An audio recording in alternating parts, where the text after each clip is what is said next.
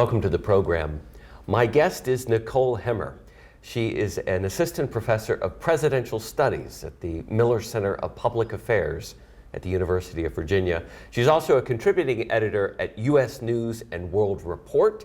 She's a columnist at Vox, and her most recent book is Messengers of the Right: Conservative Media and the Transformation of American Politics.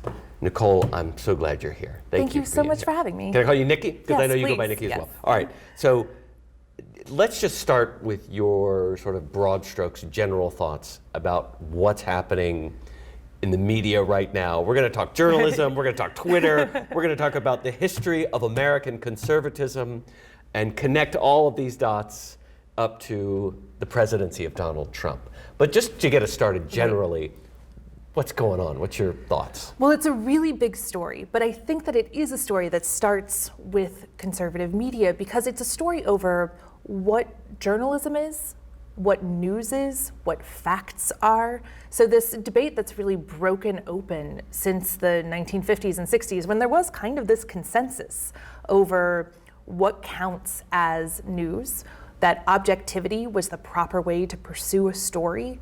And that consensus has really broken apart. And what you're seeing now is the aftermath of all of that. What happens when that national consensus over what a fact is and over what journalism should do and whether objectivity is a good thing? What happens when that goes away?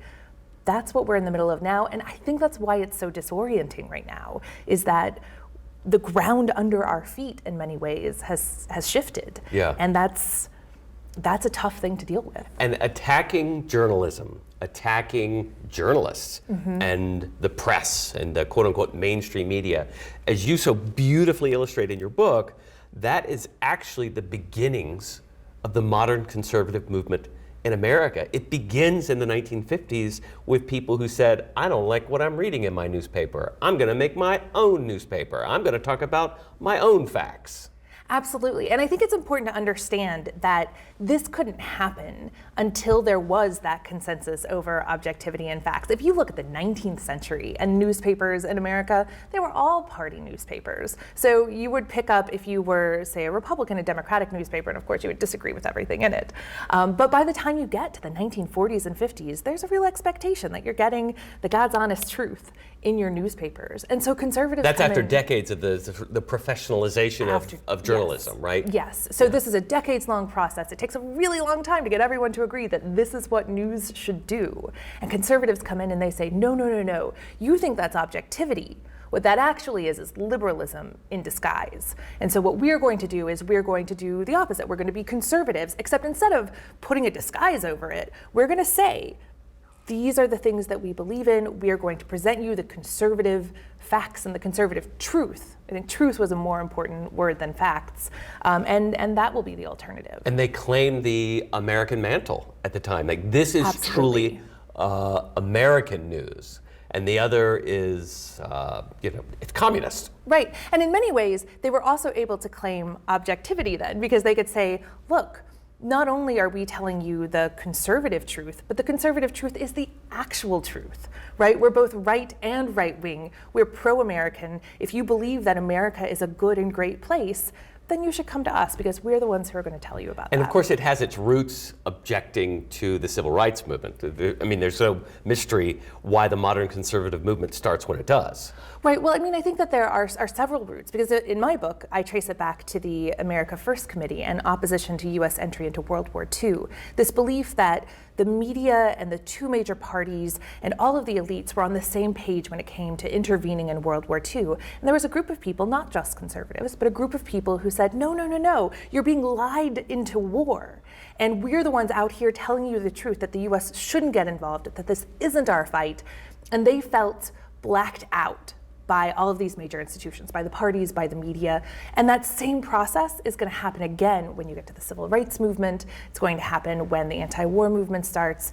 But the civil rights movement is, that said, a huge part of this. Yeah, yeah. And of course, this modern conservative movement gives us the nomination of Barry Goldwater in 1960 to run for president, who this was, we should point out, in its own time and place, these were the fringe radicals of the Republican Party. These were not followers of Eisenhower. They were convinced Eisenhower, like some today think Barack Obama is from Africa and he's not really American. They were saying things similar about Eisenhower. He's not really American. He's Russian. He's communist. And they had this revolt, which gives us Goldwater. Goldwater loses the election, but he wins the party. And that makes Reagan possible. And we'll get to this, but it makes Trump inevitable. Right, if you want to get a sense of sort of a pre-Trump moment, I think understanding the move toward Goldwater is part of that. It's not exactly the same, but starting in 1952, conservatives argued that Eisenhower won in a rigged convention, that the nomination was stolen by their favorite person, who was Robert Taft. Right. Move forward 8 years, you have them calling Eisenhower a dedicated agent of the communist conspiracy, and then you have Goldwater. And when Goldwater wins the nomination, when he wins the nomination in San Francisco and gives his acceptance speech, you have people writing that there are whiffs of fascism in the air, that it reminds them of Nazi Germany, and so that language is there as well. Yeah, and then comes Reagan. And then comes Indeed. Trump. I mean, we really can connect these dots all the way back to America First.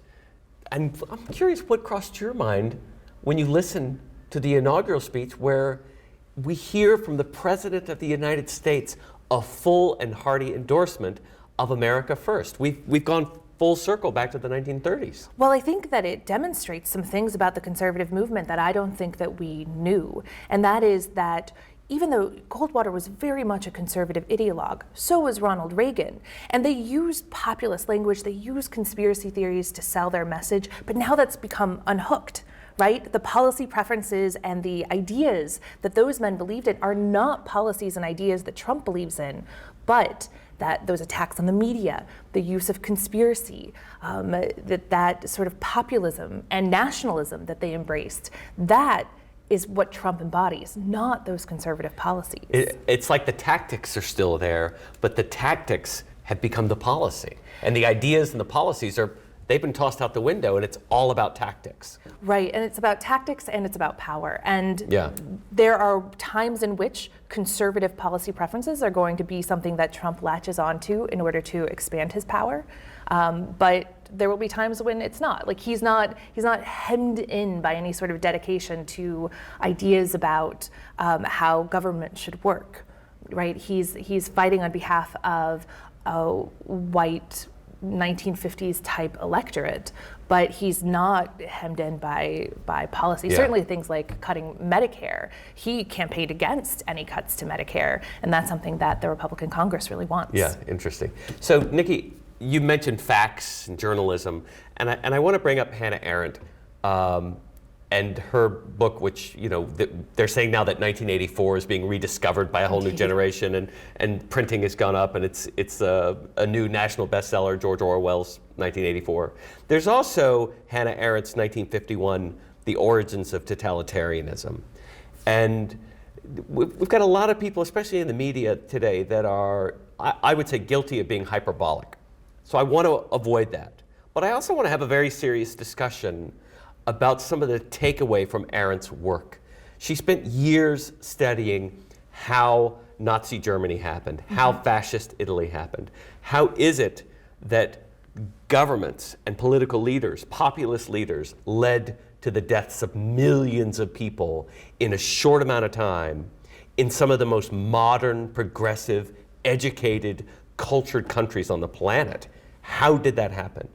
And the result of her research is The Origins of Totalitarianism, which was published in 1951. And there's many takeaway quotes, but there's one that I want to share with you. She writes, one of the greatest advantages of the totalitarian elites of the 20s and 30s was to turn any statement of fact into a question of motive. And Arendt writes again and again that totalitarianism, tyrannical rule, which is a direct assault on the very idea of human and civil rights, it depends on suspension of belief in fact and truth. And it requires that people become so suspicious and so disbelieving of things like the press and journalism that they don't believe in facts anymore. And they just say, well, it's all a matter of opinion. And that is one of the greatest first steps towards embracing totalitarian rule in any country. That was one of her most essential conclusions. And given what you've been watching now and what you've studied over the last few decades with the modern conservative movement in America, it would seem that it has its roots in that idea. Right, and what's so ironic about that is that that's not what they were trying to do. These were people who were organizing against totalitarianism, just like most Americans were in the 1940s and 50s. They were trying to figure out a way to create an American or to safeguard an American experiment against the totalitarianism of Germany and the Soviet Union and Japan and all of these places that had devolved into totalitarianism. And so what they thought they were doing was safeguarding truth and ideas that would make America a freer place. What they end up doing is doing that very process of destabilization that Arendt writes about, right? That if your view of the world is entirely dependent upon your evaluation of the belief system of the person who's talking, that's deeply destabilizing because you have no external reference for what's true or not. And that's necessary for totalitarian regimes because totalitarian regimes are incredibly brutal and they have lots of negative effects. So you have to keep your popularity, your power depends upon people assenting to your regime in a lot of ways. And in order to keep them on board, you have to deceive them about what's really happening. Yeah, I'm reminded of I always go back to the positive good theory of the 1850s when the totalitarian tyrannical rule of white Southern slave owners in the American South depended upon people denying the horrors that were right in front of them. Well, I think there's a really good example if you go forward 100 years. If you go to the South in the 1950s and 1960s, what do you see? You see newspaper articles being cut out. You see parts of the nightly news not being run because there are reports about the resistance of African Americans marching in the South, marching in the North. And so white Southern radio station owners and newspaper owners essentially put a ban on any sort of information. Go back into the 19th century and printing presses are being smashed across the South because the free flow of information is a danger to any sort of democratic society. And so I think that if we want to understand how totalitarianism might operate in the United States, we don't have to go to Nazi Germany. We don't have to go to the Soviet Union. We need to go to the American South. We've seen it here. Absolutely. And we have a new president who has told the Environmental Protection Agency a complete media blackout. I don't want you talking to reporters. I don't want you putting anything about climate change on your website. I don't want you discussing this. A complete denial of what most millions of people in America would say is science. Right, and I think that we need to understand that that rejection of facts, that rejection of information is about building and accruing power, but it's also pushing the United States into really a post-Enlightenment era where facts no longer carry the kind of weight that they used to. And can you have a functioning democratic society that protects civil and human rights that doesn't allow for the free flow of information? I mean, our First Amendment is about the freedom of the press and freedom of speech and freedom of assembly, and those things do not flourish under totalitarian regimes. Well, let's take a quick break. We're talking with Nikki Hemmer. She's at the Miller Center of Public Affairs at the University of Virginia, and her most recent book is Messengers of the Right. Stay with me. We'll be right back.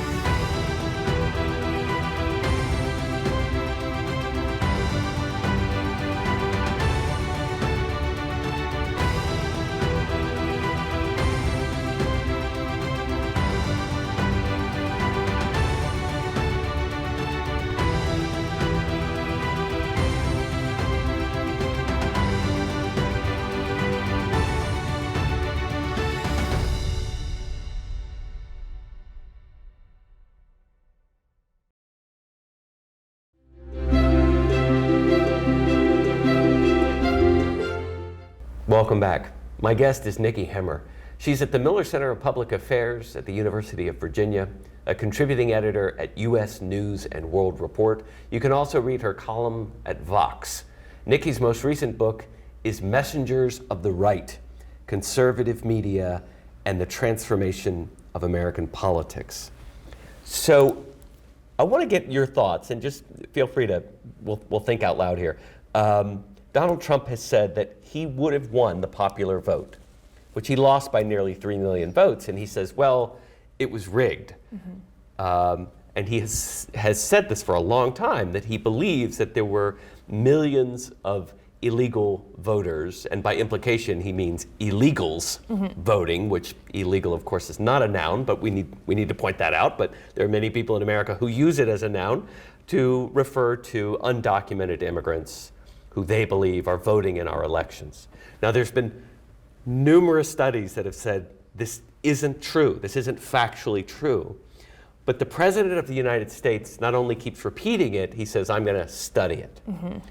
So it seems like we have reached a point where the embrace of these conspiracy theories has not only the strongest bully pulpit in the world, but the strongest purse in the world, pulpit and purse, to spend on looking into these conspiracy theories. I mean, we don't have someone who has embraced the New York Times and the Washington Post and journalism in the White House. He has embraced WorldNet Daily and Daily Caller and Alex Jones and these conspiracy theorists.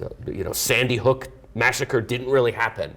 The Hillary Clinton and the Democrats have been running a child sex ring out of a pizza restaurant in Washington. I mean, it boggles the mind how absurd it is, and yet there are so many people who believe it, including the President of the United States. Right. And I think it's worth remembering that the most recent political rise of Donald Trump was based on a racist conspiracy theory, on birtherism, this idea that Barack Obama wasn't born in the United States. And what does Trump do? He says he's going to spend millions of dollars of his own money to send investigators to Hawaii. He's constantly reporting back on Fox that, oh, they're finding very interesting things. I'm going to tell you all about them soon. And it all comes to naught.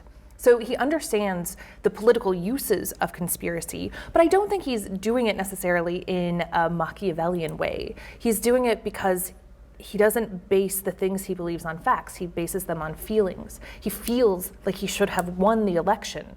Therefore, because he didn't win the popular vote, which he feels he should have won, something must have gone awry. I mean, it's the same thing with the crowd size debate that is still going on a week after the inauguration. Which shouldn't be a debate, but... Well, we shouldn't be debating about numbers, right? We can see the actual images, and we know that the crowd size was smaller. It's fine that it was smaller, but it's not fine with him because he felt like it was a big crowd. He felt like it was a record-breaking crowd. So there must be a conspiracy that is separating his truth from what everyone else is saying. It's like the feelings and the beliefs come first. Absolutely. And then the realities of the world, the facts and truths, have to match that. They have to support that. And if they don't, they're lies. Right. And I think that we have to understand, this is a key to understanding both the Trump campaign and now the Trump administration, is that it's feelings and perceptions first. Facts are bent to meet that, or made up to meet that. I mean, he today was quoting referencing a conspiracy theorist who says he has hard evidence that 3 million people voted illegally in the election. He quotes Alex Jones. I mean, these are conspiracy theorists who have the ear of the most powerful person in the country right now, and a person who is more than willing to use those conspiracy theories as the foundation for policy. Yeah. I am not one to hold my cards too close, and those of you who follow me on Facebook know this to be true, and I will say it here. I believe that the president represents a very clear and significant danger, not only to the United States, for all the reasons that we're talking about, but also to the things we like to say we believe in: democracy, justice, human and civil rights, a free press, free speech, public education. These things are the hallmark of what it means to be an American. I am not being hyperbolic to say I really think they're under threat. And to me, it's very clear, but not everybody agrees with me. Well, right, and I think that in a way these two conversations are coming together. The belief that Donald Trump represents a threat to core American values, and this conversation about conspiracy theory and a lack of reliance on facts, it makes it difficult to know for people who oppose the Trump administration how to fight back against it, because you don't actually want to give up your belief in those values or your belief in facts. And I do think that it's something that, especially that we've seen in this first week of his administration, that people who oppose the Trump administration have to get better about their facts. Things like, stopping these different agencies from being able to say things. Now with the EPA, that's quite serious, but it's actually quite ordinary during a transition to sort of keep people off Twitter until you have a new policy put into place. And until we know the facts about how these transitions usually happen, we need to know exactly what's going on in order to actually combat it, because we don't want a bunch of crying wolf scenarios and then people not listen when the big stuff is happening. Yeah. What can all those people who marched in Washington, around the world actually, in opposition to Donald Trump and who were standing up for women's rights and related issues, is there something they can learn from your study of how the modern conservative movement in America started? You write about these people who were incredibly organized. I mean, they understood how to get organized, how to get your message out, how to mobilize people to get to the polls. What can the opponents of Trump learn from your work? Well, I think what's interesting about this is that if we look at the origins of the modern conservative movement, one of the big moments was in 1959 when Nikita Khrushchev came to visit. And conservatives saw this as a betrayal of fundamental American values, a capitulation in the Cold War. How could you let that guy on American soil? Exactly, the butcher of Budapest here in the United States. And they organized a one-off event to protest him. And then they did more. People came back to these media figures, magazine publishers and radio hosts, and they said, okay, but now what do we do? And what they did was they founded organizations. They organized electorally to get members of Congress who agreed with them elected, to get presidential nominations that coincided with what they believed in, that it couldn't just be a one-off event, that it had to be sustained political organizing both outside of the party and within the party. And that's something that I think people who oppose the Trump administration need to understand, is that it is the endless meetings of democracy have to take place now. It can't just be one march. Yeah. And there's also an extent to which the left, just my opinion, my view, they don't understand perhaps the feelings enough. And they're quick to deny that. I'm thinking of Al Gore, I'm thinking of Barack Obama, who are into the facts and the truths maybe to the extreme, to the point where you don't understand perhaps the extent to which there are millions of Americans who are about feelings, are about beliefs first, and you need to learn how to speak to them too. Well, and I think that this is a lesson we can draw both from the conservative movement and from the civil rights movement. These are the two most successful political movements in the 20th century. And what did they do? They didn't just make factual cases. They didn't just argue, in the case of the civil rights movement, hey, the 14th and 15th Amendment guarantee us these civil liberties and the right to vote. What they did is they made moral arguments and they appealed to people's emotions, right? Those marches that ended in violence against nonviolent protesters, that was an emotional appeal, right? It was, let us show you the violence of this system, and we are not going to participate in that violence. We're victims of this violence,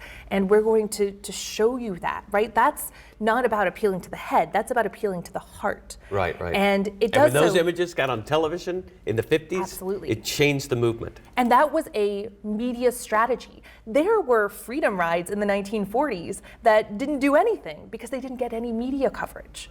It's critical to have a media strategy. Once people could sit in their living rooms and see the dogs and see the hoses and see the nightsticks, they were horrified. Absolutely. And again, that's not a legalistic argument.